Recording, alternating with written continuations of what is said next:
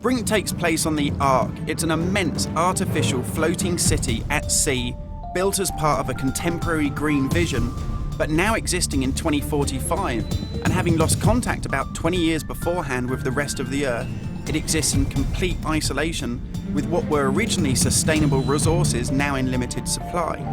The result of this is that competing social factions have been thrown into an isolated and horrific conflict. We're heading to the Ark's airport.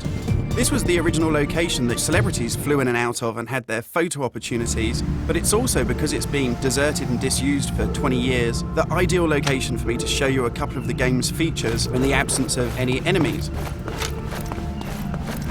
Now, Brink uses those same familiar shooter controls that you're used to, but without the artificial constraints, because we've developed a new system that we're calling SMART. It stands for Smooth Movement Across Random Terrain. If you walk up to something that's an obstacle, just as you would do in any other shooter, you'll stop.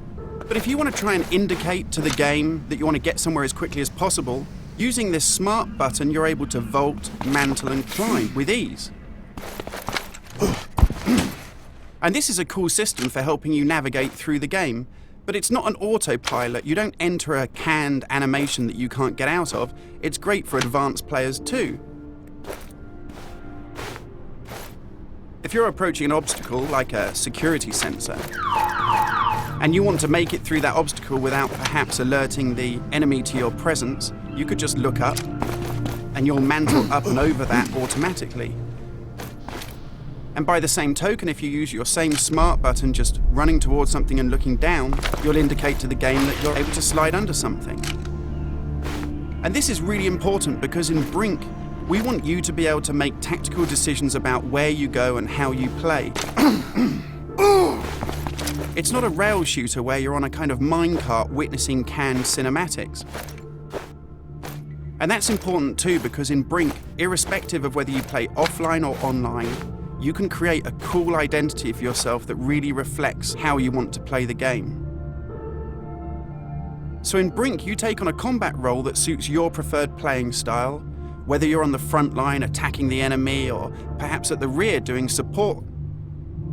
You'll take part in military objectives as part of a coordinated squad.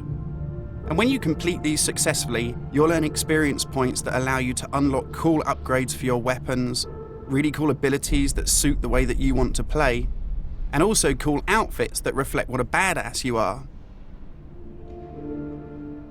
And you can do this irrespective of whether you play offline in traditional single-player style mode with no internet connection, or play cooperatively with up to 7 friends, or go online and play fully where the entire game is full of strangers.